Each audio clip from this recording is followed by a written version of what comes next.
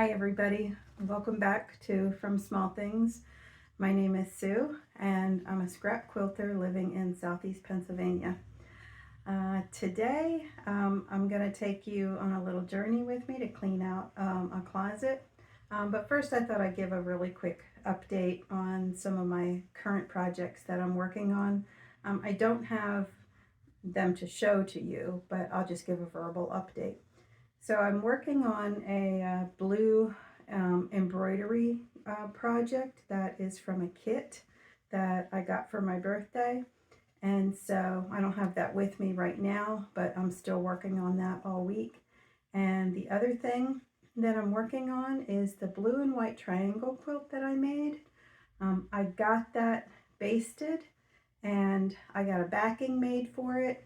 And I actually started to hand quilt that yesterday.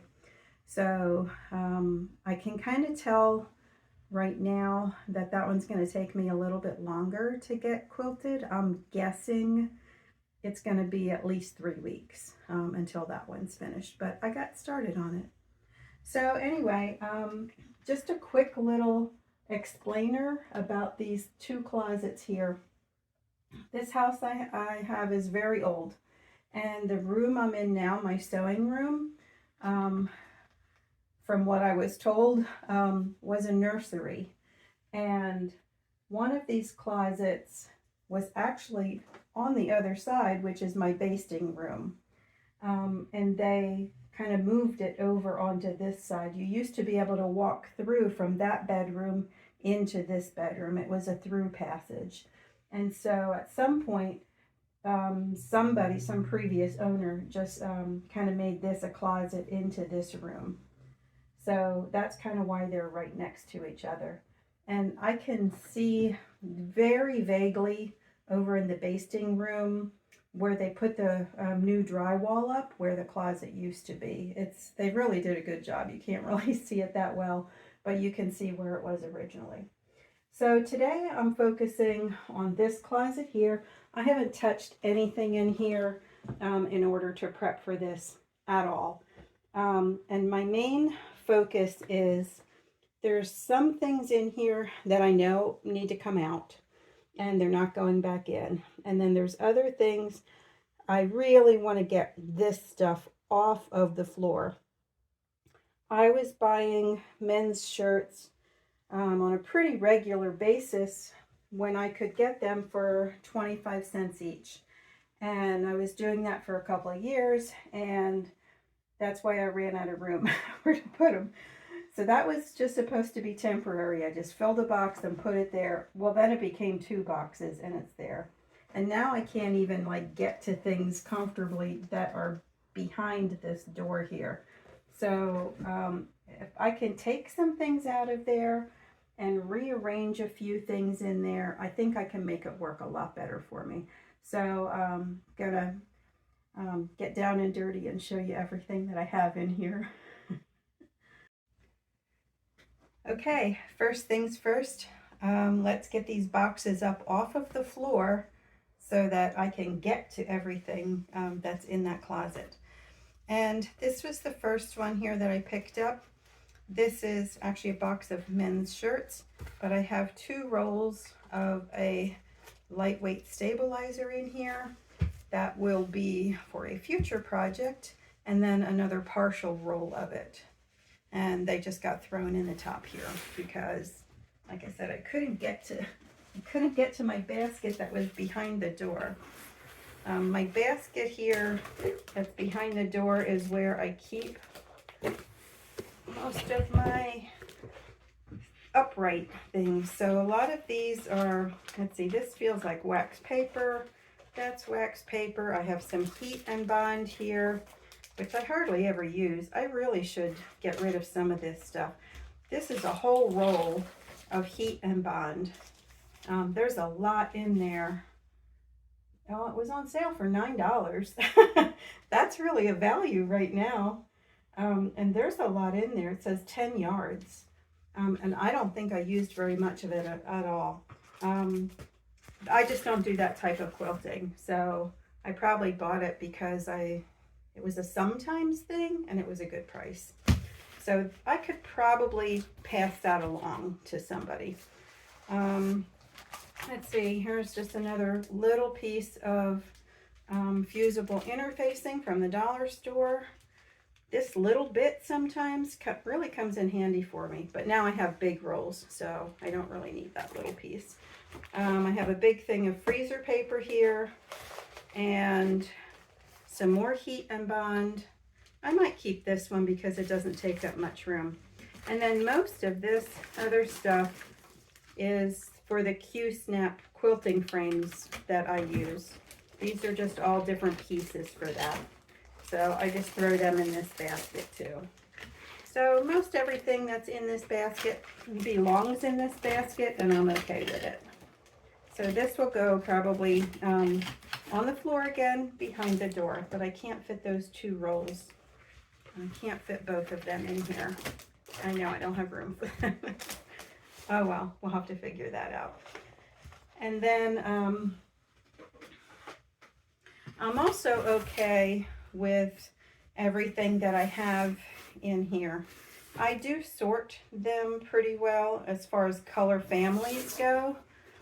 A lot of peachy coral ones here, some purple shirts here, and these are some leftover 10-inch squares. Oh, I have pretty many of them. I didn't realize.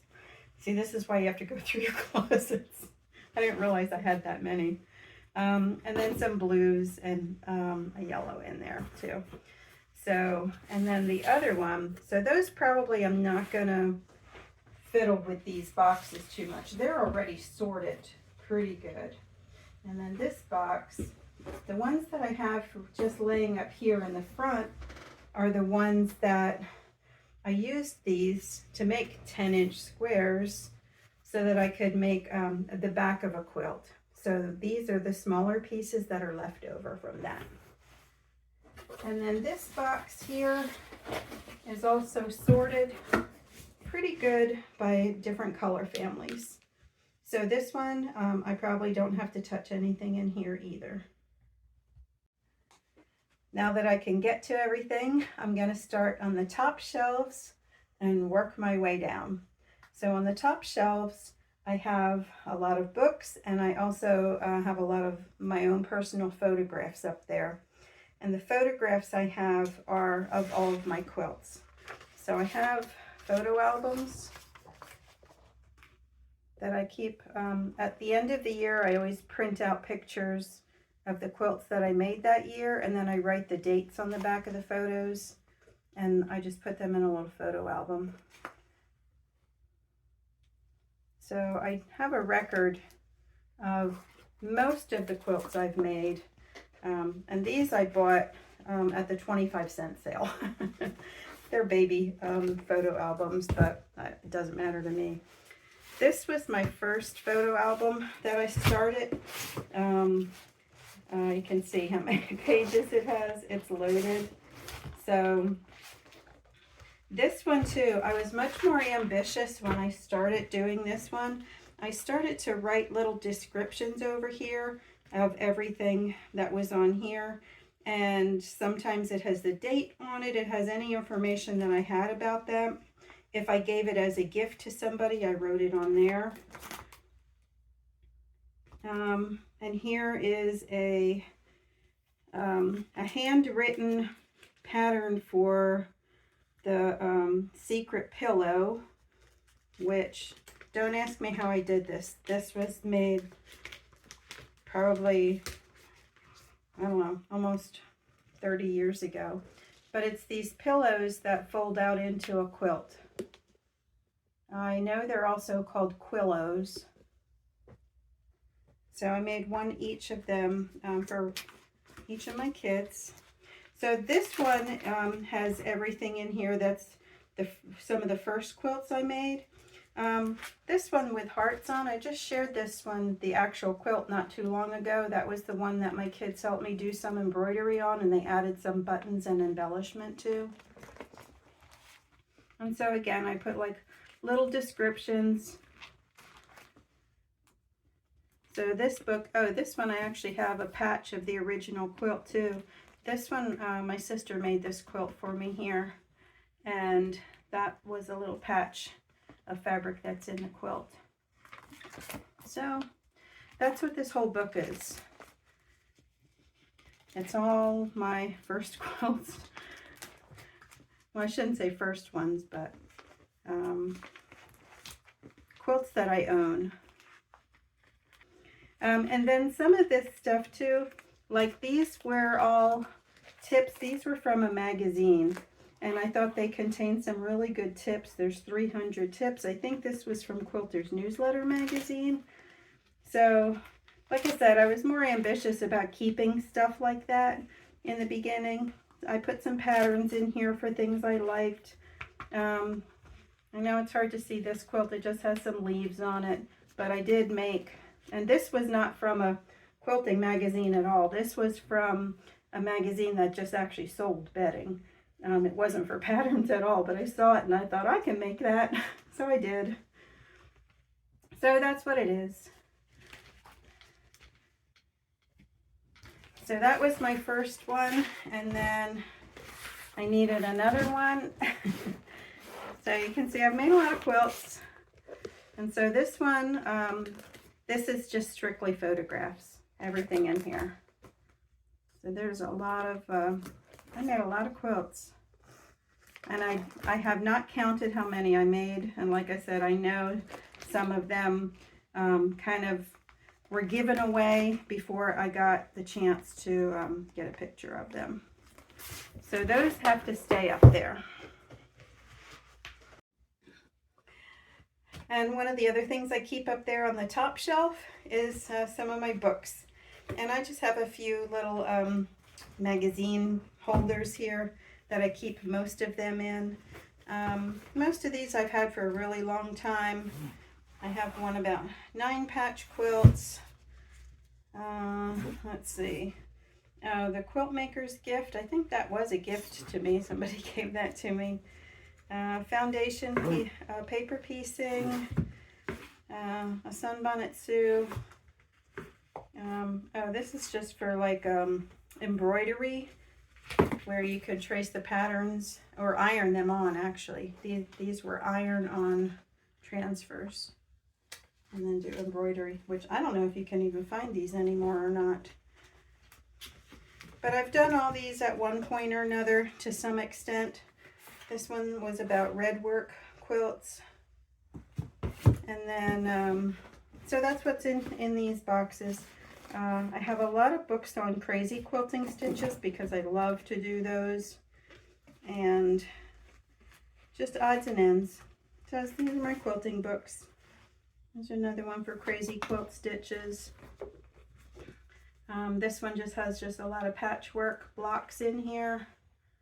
I reference this one a lot too, but there's no real instructions in here. You can see, I don't know if you can see here, they just drew a square on a page. They don't give you cutting instructions at all. You're supposed to trace this out to make this block. This is this is what the books used to look like. And some of the patterns in here are really difficult. They would just trace a triangle on a page, and then you had to make your own template out of these in order to make the patterns. So I've made blocks out of here already, you know, using that method. So it works, but it's not the easiest way. And then lastly, I have a book for hand quilting designs. These are all continuous.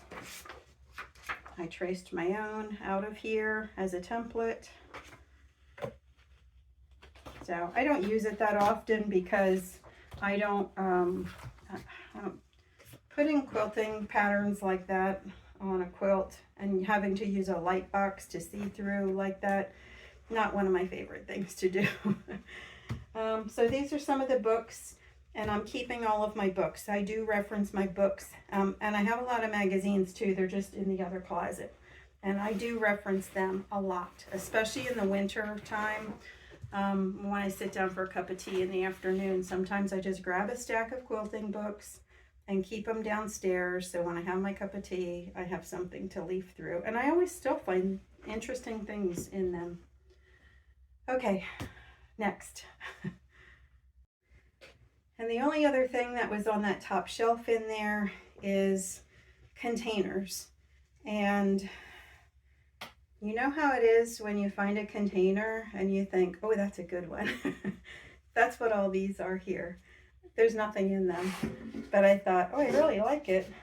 And this one especially because I'm Pennsylvania Dutch. And so this was an old one with Dutch pictures on it. I did at one point have things in there, but that got moved during one of my previous reorganization things. And this one's empty, but you know, it's a good box. It's metal. And then same in here. I just have smaller ones in here that are just all different sizes because, you know, you never know. So these are not going back in.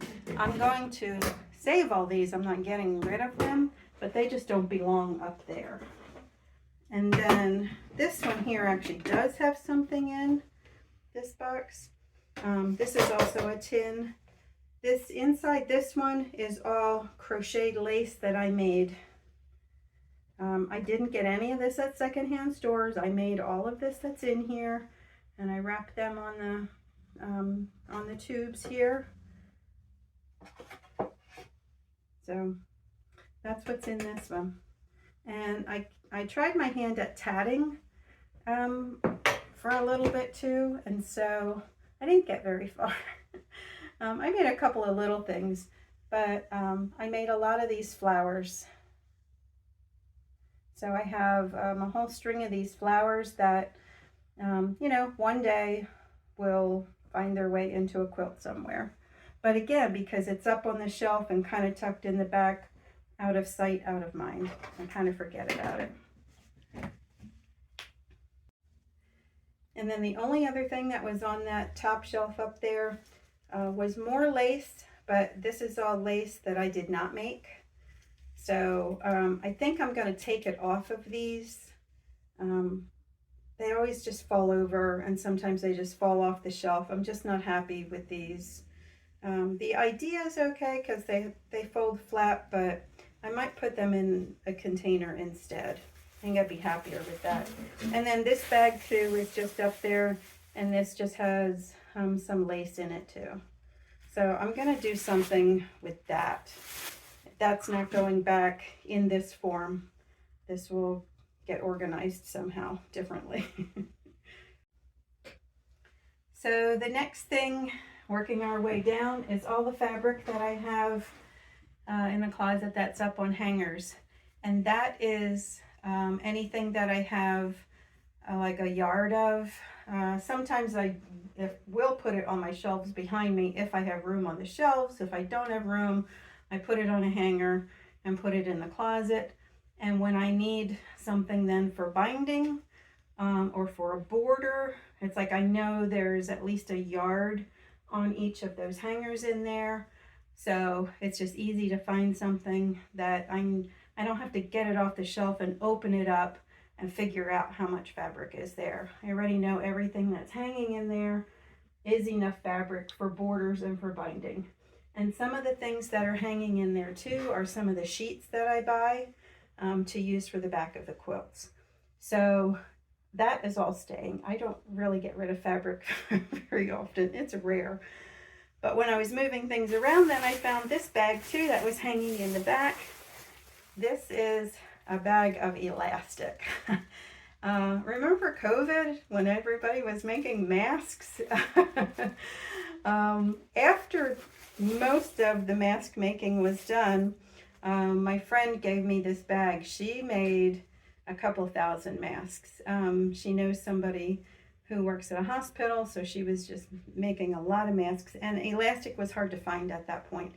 So when she found this elastic, she bought a lot of it, and so she gave me some, but then things kind of died down, and you know, life kind of got back to normal. So I still have this big bag of elastic. I probably won't keep this. This might actually go to the thrift store. I know somebody can use this. I have some other elastic. I keep some in here on my table. And so I have enough in here to suit whatever needs I may have. So I have a couple of things like this in here. I don't use it very often. So I know I won't need this much of it here. So I'm going to pass this along to somebody else who can use this. So that's not going back in the closet either. Okay, so underneath the fabric, there's a shelf there. And some of the things on that shelf get hard to see because the fabric comes down so far. But I know what's in there. And most of the things that are in these boxes here are sometimes things for me. I love them. Love, love, love this stuff so much. But I don't use it a lot. And I'm not getting rid of any of it. But I think this stuff here is going to find a new home because it isn't something I use on a regular basis. So what is all this stuff? This is all stuff I use to make crazy quilts when I do my crazy quilts. And I was really on a kick for a while, making a lot of crazy quilts. I made a couple of pretty good, like bed size ones. And then I also made some wall hanging size ones. So let's go through some of this stuff and I'll show you what I like to put on my crazy quilts. Okay, box number 1 has a lot of doilies in it, and there's a lot of hand crocheted items in here. And if you follow me, you will have seen that I just recently finished a quilt that started with a jelly roll, and I just made some sort of trip around the world blocks, and then all the other alternate blocks were hand embroidered linens. And so this here is a cutoff from one of those, but I wanted to save the beautiful blue trim on there, so that went back in the box. And a lot of things are so delicate and so pretty. You can see I did use a corner of this. Some of these things have already been cut. This is so delicate, but that's all done by hand. And so when I find things like that, I really just want to save them.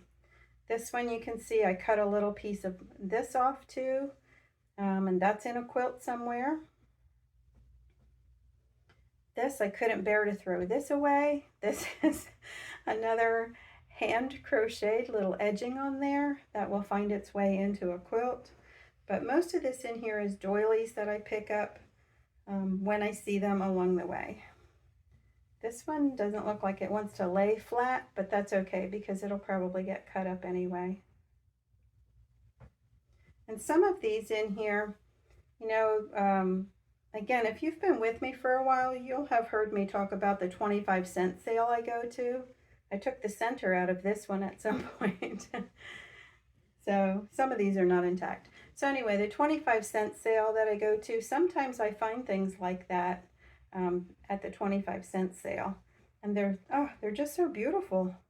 I really love these. I think I have another one like this. I think it's underneath one of my plants. I should go get that.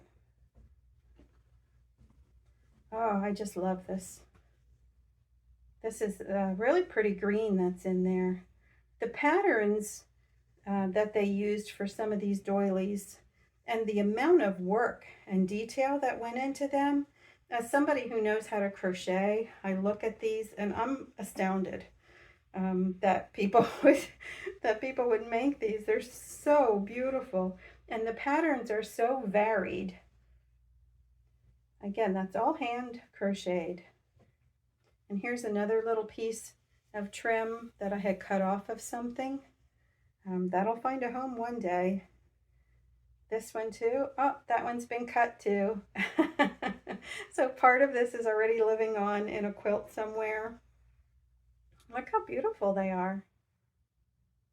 I just love them. I should get these out more often. This is dangerous. Looking through things like this because now I want to make 5 quilts. So let me see. Is there anything else in here that, oh, this one's really pretty too. So a lot of it is crochet things. This was done by machine, and I don't know where I picked this up, but it was unusual to me. I felt it's elephants with some palm trees.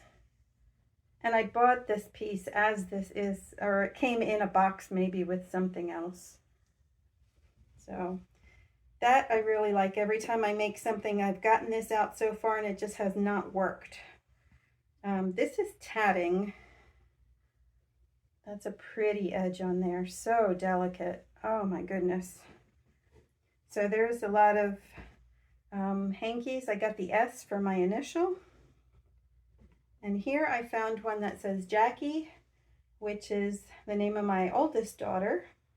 So I thought that should go into one of my quilts one day. I didn't find one that says Pam. Isn't that pretty? Pretty flowers. Oh, I just love these. Oh, they're so pretty. I just love them. So that's this whole box here is all hand crocheted items. And again, this isn't going anywhere. I'm keeping this. It just doesn't belong in this room, taking up room in here anymore. So let's go to another box now. The next box I have here is a lot of just different kinds of trims. Think about, you know, like rickrack or things like that. I'll show you some of the ones I have. This is, it looks like it's hand crocheted, but I don't know. It's a long strand. I mean, it could be. It looks like it is. And I thought I heard one time too that machines can replicate knitting, but there's not a machine that can replicate crochet. I don't know if that's right or not. So if anybody knows, let me know. Because this looks, I mean, this is like a crochet. So I don't know if it was done by hand or machine. So this whole box here has lots and lots of embellishments for my crazy quilts. This too is crocheted, but it's little, what do they call it? Almost like a shell. So, and this too, just these trims are just so pretty. So I do use these from time to time. And sometimes actually, if I have enough of things, if I need to wrap a gift, I kind of come in one of these boxes here. And look, this is also some old lace here. So some of this is old. Most of this is not old. Most of this is new. So this is just kind of standard stuff that, you know, I think you could buy at like Joann's or Michael's or something like that. So that's what's in this whole box here. And I have some more of that in this box. I kind of didn't want to put like a whole lot of it together because things get tangled up, you know, if you have too much of it in here. And this was an old piece. This is not done by hand, but it's still an old vintage piece that was really pretty. And this is like a chenille rickrack. And this is really fancy. I don't think I would put this on a quilt though. I might put this on a present if I were wrapping a gift, which I do go into my sewing things a lot for gifts. And then here's some more like chenille rickrack. So this box doesn't really have much in it, so I probably could combine these two here into one. Okay, next is another box. And this one's not full all the way either, so I probably could consolidate this into some other boxes. These little squares here, I made all of these. I was working on a project for at least 5 years, to make a bedspread with these crocheted squares. And I actually did just use that on my bed in summer because there's a lot of weight to this when you have a whole bedspread made out of it, but it's not hot at all. So this is actually really good in the summer. I like the weight of that on me without being hotter. So these were leftovers. I just would always just take something with me. So many different places. I know I've even taken these to work a couple times and worked on these like during lunch breaks and stuff. Or even like early in the morning before work even started. If I got to work early, I would just have things with me and just work on it all the time. So the rest of the things in here, that just went into a quilt, and this was leftovers. And then the rest of this too, I got a whole bag of these little round circles too that they were just in a bag. They came to me somehow. I don't remember how, but I have a lot of these. And then what's in the bottom here is some crazy quilt blocks that I had just started to work on. These don't have any embellishment on at all. And you can see I use a foundation on the back of them. Oh, here's one that has some embellishment. I did start one.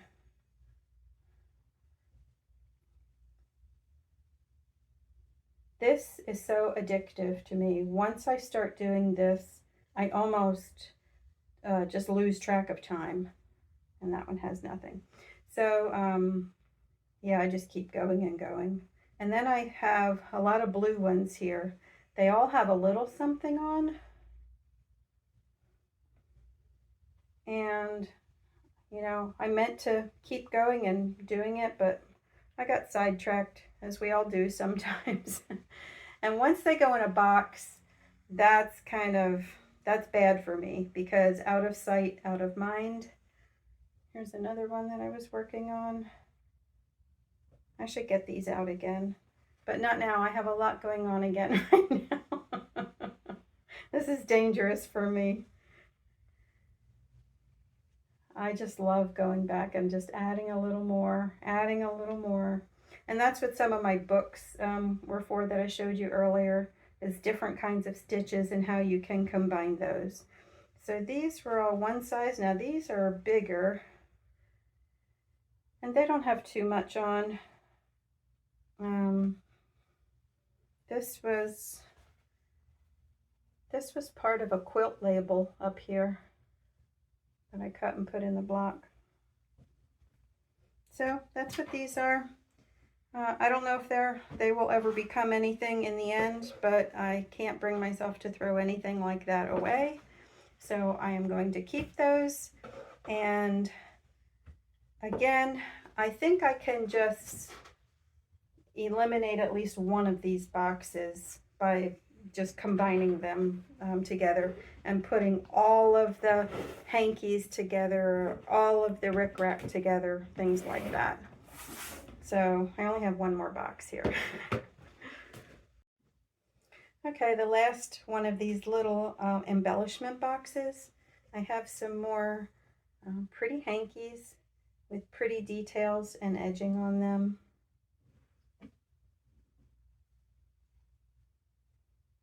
Since I started watching the one channel, I talked about it in one of my past videos, called String and Scissors. She was working with a lot of things like this, a lot of laces and a lot of beautiful edgings like that, and putting them on a foundation and sewing them all together. And she just has such a good eye for doing that. And it really got me excited to make something like that for myself. But I'm a finisher, and so I want to finish what I've already got going right now instead of jumping right into like another project. So that's why I haven't like started anything yet, but I sure would like to do something like that one day. And then this is just some patches in here of some birds. And I know one or two of these have already made it into a quilt. when these are these kind of patches that are all, you know, mass produced like this, they have an adhesive on the back, so you iron it onto the fabric. And then I always go around by machine, and I do the whole outline then on machine, so I know it's not going to go anywhere. But as a hand quilter too, I can't quilt through this at all, and I know that, so I kind of have to be selective about how I use them and where I put them. And then here's another one like that. It's just basically a patch that has an adhesive on the back. And then this, this I picked up somewhere, and I've already cut pieces out of this to put into quilts. This is all done by hand. This is not machine. This is all hand done. You can see on the back how sloppy it is because it was done by hand. But I love it anyway, and I will use it. As you can see, I've already used parts of it, so the rest of that is being saved. I have some more trims. I don't know what that's, just regular cotton fabric, but I guess I thought it would be good for crazy quilts. This is a quilt label that I thought was really pretty. Here's another quilt label that I thought, I probably won't use this as a label. I would probably just put this in like a crazy quilt or something. Another really pretty hanky. That's just amazing. And here was a pack of 2 in here. That's just a stamped one. That's not embroidered at all. Same as this, but they're vintage.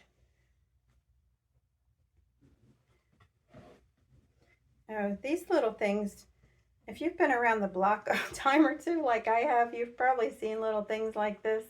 Again, there's just like a little extra embellishment that was mainly, I guess, for garment making. Somehow it wasn't necessarily for quilting. But I have a couple of these, and I did use one or two of these in the quilt that I put my embroidery linens in, because one of the pieces in there had a couple of little holes in, very small holes. So I came in my box, I found one of these, and I put it on top of the hole, and it fixed it. So the rest of the things in here are kind of like what I've showed you already. There are laces in here, and rickrack, the big chenille rickrack. I wish I had enough of this to kind of go around the outside border of a quilt, but I never have quite enough to make it work. Another piece of old lace. So that's everything that's in here. Some of it's wider. So I don't have any plans for any of this. Oh, this little one I made. That's a little star. So some things I made, some things I didn't. But it's just interesting to go through things like this. I love digging through old laces and old hankies like this. So that's the last of my embellishments for crazy quilts. And the last thing that I had squirreled away on those shelves underneath my fabric was these 2 containers of fabric. I don't use these a lot, but I really like them. Again, I like too much. That's the problem. This little container here is like novelty prints. I just labeled it novelty. And so there's not a lot in here right now, but that's because I have another container of novelty prints too. This one was starting to overflow. So here's an example of some of the things that are in here. Some of the ships. This is flags from different states, and I have more of that. This is firefighter pictures. I made baby quilts, a couple of baby quilts where I put those on, but I didn't need the whole panel. Here is, oh, I really like this one. I picked this up at one of the fabric sales I went to, I think. This is a print showing some Japanese children and their little dogs and cats, and some little play toys that they have. Here's a cute little one with crabs. And I have another one with crabs. This one with crabs. So that's the kind of stuff that's in here. Novelty prints. Again, this one's not really full. I should probably try and consolidate these with some of the others I have too. I can't get rid of all of this, like it won't fit in the other box because that one's already full. I'm thinking I'll probably have to take some things out of that other box and put it into here, actually, because the other box is overflowing. And then the other box that I had in there is batiks. I don't use batiks a lot because as a hand quilter, they are a little bit harder to quilt through. I've done it before and I can do it, but it's not my go-to. I have, this is like a jelly roll. I think the Fat Quarter Shop, I think, coined the term jelly roll. So everybody else who makes one of these is not allowed to call it a jelly roll. But I won this at as a door prize at one of the quilt shows I went to. And then I'll just kind of tilt this so you can see the rest of the batiks I have. So it's not a lot. I mean, there's definitely enough in here. You know, see, there's another layer underneath. There's definitely enough in here, you know, to do a couple of quilts. So again, I should probably have this more accessible so that I can kind of pick and choose maybe and put a couple of these in when I make other quilts. Because I think a lot of these kind of read as solid. You know, they have, you know, of course, some texture to them as far as like marbling kind of looks or the grunge kind of look. But you could use this as a solid in other things. You know, even like that you could put in, it's not a solid at all, but still, there's not a lot of other colors in here. It's just green and white basically. So, and that's mostly the kind of batiks that are in here. So that's it for that shelf. Well, you just saw all of those embellishments and you're wondering, what will you put them on? And the answer is in these boxes now. These are all fabrics that I have set aside specifically for crazy quilts. And they're in here because most of these are not quilting cottons at all. They are fancier, maybe. Now, some of these are quilting cottons. I mix a lot of fabrics together when I make the crazy quilts because they don't really get washed very often, especially if you're just making a wall hanging. And for as many as I've made in the past so far, knock on wood, I've never had a problem with any of them. But that's what this box is, and this looks to be mostly blues. When I first started out, I was just choosing like a lot of quilting cottons, mostly like lighter colors or things that I liked. But then I discovered that things that had prints on, like even like that, your quilting stitches that you put on here might not show up very well on here. I could still sneak a few things in here like that here and there, but I found that I didn't really like that too much. It kind of distracted from all the fancy decorative stitches. So I started looking for things that were more solid, and this is a Dupioni silk. It still has a label on it too. It was, woo, $22.98 per yard. And this is old. So this is, I don't know how much that would go for these days. So some of these are true silks. Some of them are not. This is kind of gauzy, see-through. I would use that anyway. So this is very drapey, very drapey. But because I sew it onto the foundations too, I don't worry about it. So some of the things in here too, today I might not use them, but this is the box where I collect all these things. So again, I was just trying to collect things that were like low volumes. This is actually a flannel, or things that read or are solids. This is like, I don't know a lot about fabrics other than cotton. People think because I make quilts that I know everything about all fabrics, and I don't. But I think it's meant to mimic like a velvet, but it's not a velvet. But it has that kind of feel to it. And a lot of things in here are kind of like meant to mimic, you know, like a silk. This actually has a little bit of like a brocade type on top of this. And this too, in here, that's not quilting cotton. I kind of like when there's a little bit of sheen in some of the fabrics in the crazy quilts.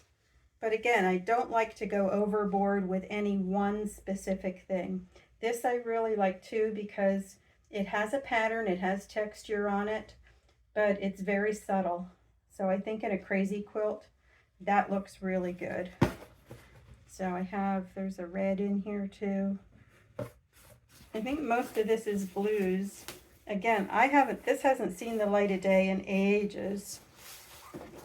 And I think some of this stuff too, when my kids were really little, we had a store in town called Jennifer Ann, which I always used to get confused with Joanne.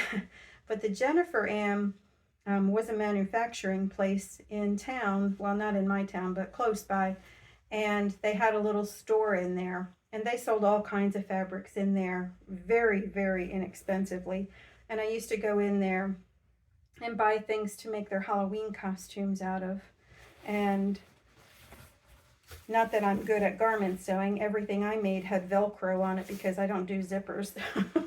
But some of the material in here I know came from that long ago, like back in the day. And this too is a black that is supposed to be like a velvet, but it actually isn't. Oh, these were really pretty. This was, well, it is a silk. That's really nice. I really like that one. And I know I've used that. Even though that has a heavy pattern on it, I've used that before. Same with this, that's a silk. And this one too. There was a brief time, I think maybe, I don't know that crazy quilting like was a thing again, like in the 90s. But I know there was a brief time when some of the major fabric manufacturers in the quilting world would put out like limited editions of things like this. And I think this was actually before fat quarters were a thing, but I could be wrong.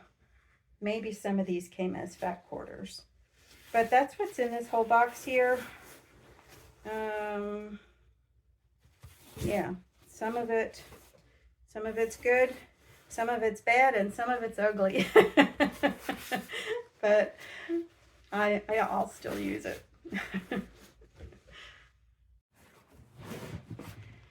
And this looks like my bag of whites or off-whites. This is, I'll show you a couple of these. These are really pretty.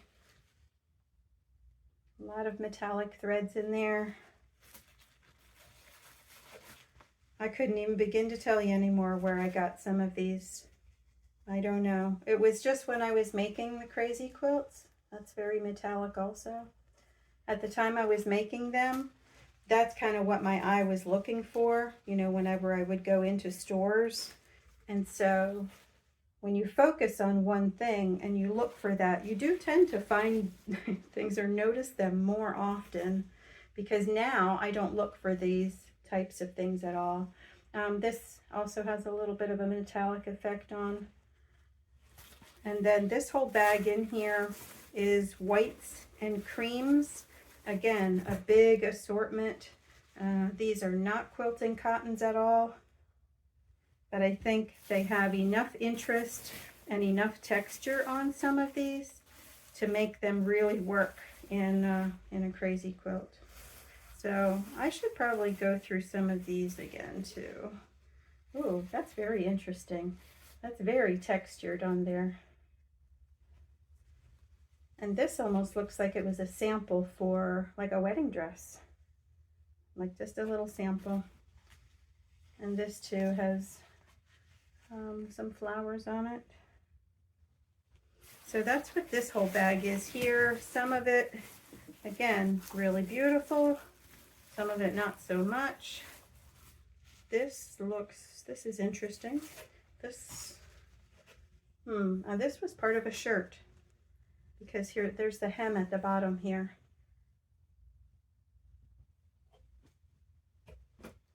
That would be pretty. Some of this too is like tulle that has patterns on it. Now you wouldn't put this down by itself. You would put like another piece of, I don't know, you could put solid white or just like a light blue or something and then put this on top. So that's this whole bag. This is mostly whites. And then this last one here is, I'll just put this down.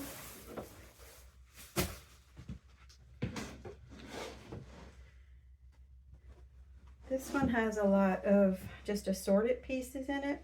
And this I did just go through and use a lot of the fabrics in here when I made a tie quilt. I made a quilt out of men's ties last year, and I went in here to get a lot of things that looked like solids, like this, but that had a little bit of a sheen to it. And some of the things in here are peony silks. And like most of the ties are actually silk ties. So I went in here and I got out, first of all, most everything that was a silk. And then I looked for others. Yes, this is the peony silk. That's the same that was in this blue box. This is also a silk. So some things are actually silk, some are not. But these are all also with the intent of one day making it into a crazy quilt. So I have pretty many boxes. I need to get things out of the bag. If they're in a box, I feel better. I can see things better like this. If they're in a bag, it's hard for me to really tell what's even in there. So I might do some sorting with that, and I kind of have a feeling now some of that might go to a thrift store. When I first started making crazy quilts, I was gathering. But I'm just at a different stage now. I'm doing kind of different things. I don't need this much. So I think I can pare down some of this and keep the most loved stuff, and maybe some of the other stuff can go to a thrift store. So I will have more manageable boxes. Again, I just made some space downstairs. I only have one closet downstairs, and so that's usually pretty full, but I did just make some space on some shelves down there. So I think my crazy quilt things are going to go down there.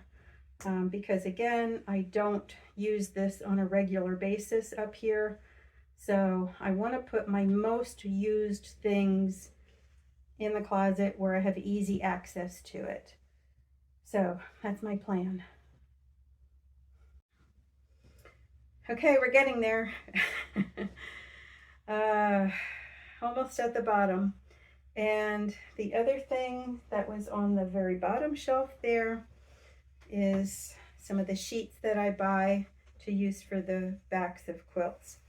And so when I buy them at the thrift store, you can see they have them all taped up with packing tape. And so I can't always see a label. Most of the time I can't see a label, so I can't really tell what the fiber content is on them. And the price is always so good on these that even if I can't use it, I have taken some back that once I got it home I can't use it. It doesn't bother me. I mean, this for a queen, a fitted and a flat sheet was $6. That's a pretty good price. And see how they usually put like a colored dot on? This one has a red dot on it. A lot of times they have like everything with a red dot is 50% off, or you know, and then they run that whole week. It might be 50% off one day and then it's 60 and so on until finally it's like 25 cents or 10 cents. So it's a really good thrift store. But if I go over there and the red dots are not on sale and it's like the gray dots are on sale, even if I see something like this for $6, it's worth $6 to me. I'm never going to get enough material for the back of a quilt for $6. So if I see something I like, I grab it. So here's another one. This is I can feel that's a smaller one. Here's a cute little yellow check with a ruffle. I like when things have ruffles on because once you take the ruffle off and iron it, there's so much fabric in there. That's a good deal. Anything with a ruffle is a good deal.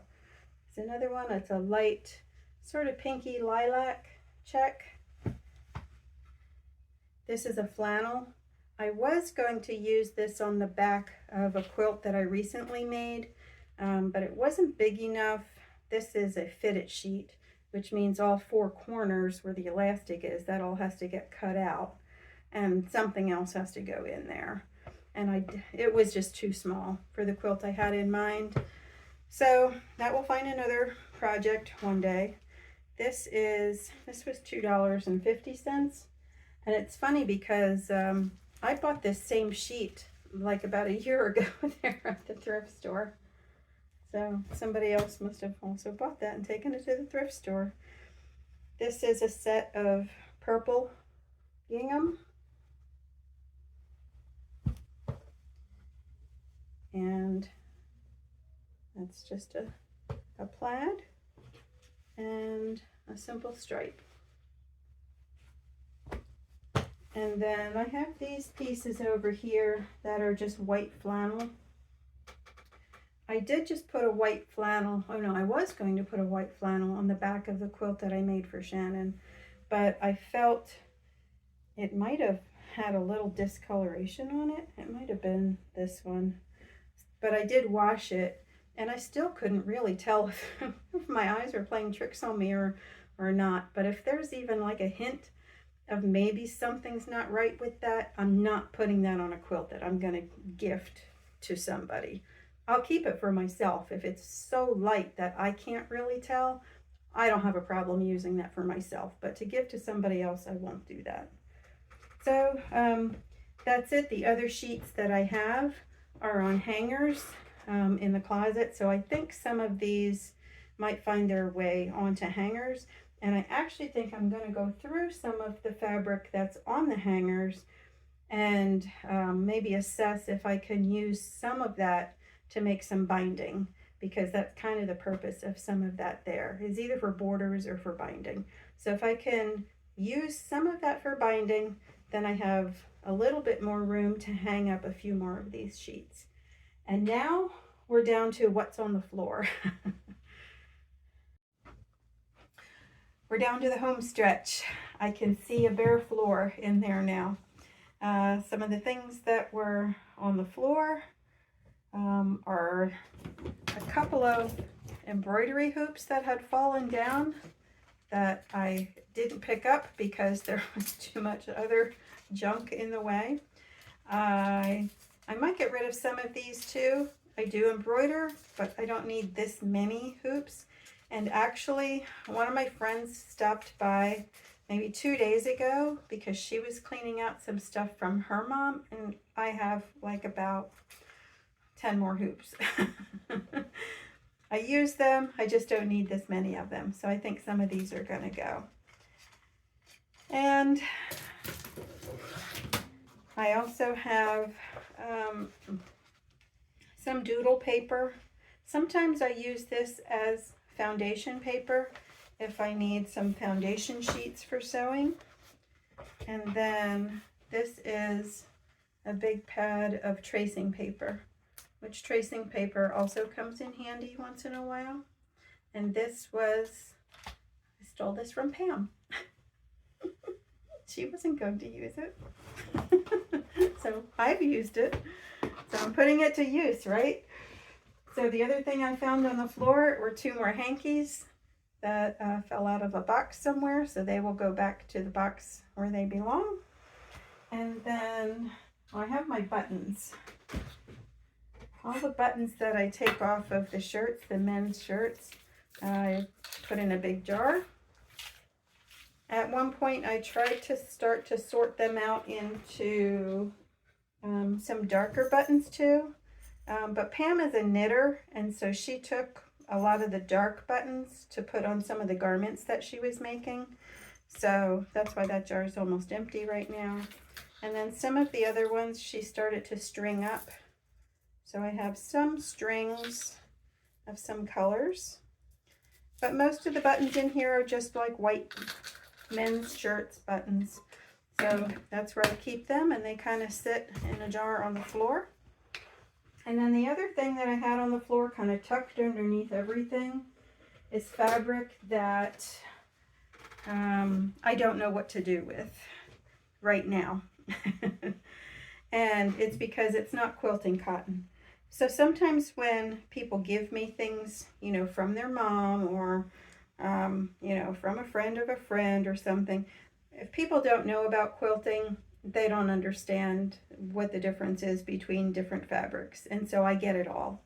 And so if it's not quilting cotton, I just kind of put it on a pile. And I actually do go to these sometimes and use it for just odds and ends things. If I need like a make-do project for something, it's like I'll go for this stuff instead of using my good stuff. This is really pretty fabric. This is from Moda. And see, there's lots of different colors of it too. But it is a heavier fabric. I don't know if you can hear that or not. It is almost like for making tote bags maybe, or something like that. So all different kinds. This was, I think it's kind of like weather resistant, maybe like outdoor fabric. And so again, right here, that's not quilting fabric. So that's what this whole pile is here, is things that are not quilting fabric. There's a good amount of this. I think that would make a really pretty tote bag. And this too. I think that's really pretty. Oh, and look, I didn't know this was in there. Oh, this is, I didn't know this was in there. This was a project that had been started that's not going to be finished by me. But it was applique. There's a lot of blocks here too. 1, 2, 3, 4, 5, 6, 7, 8, 9 blocks. They're pretty far along. They really just need like the final flower out here. But who knows where that is or what that's supposed to be now. So that's a surprise. I didn't know they were in there. And then again, this is really heavy stuff, but again, I don't know what to use this for. So I do have a box in another room where I do have some fabrics that are not quilting fabrics. So, but I kind of think that one's full. I don't think this is going to fit in there. I might have to make another box so that I can keep all of these kind of fabrics out of my stash and just kind of put aside somewhere else. And the only other thing I found on the floor in there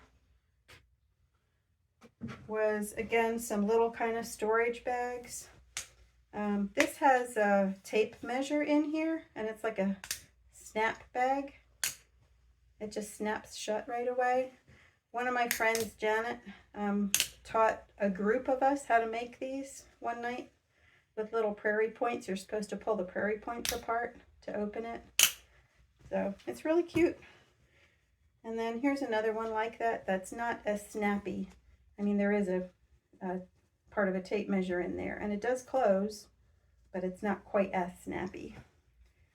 And this too, I think I used this, I don't know what I used it for. It has paint on it, so it probably made it to work with me one day or a couple of days.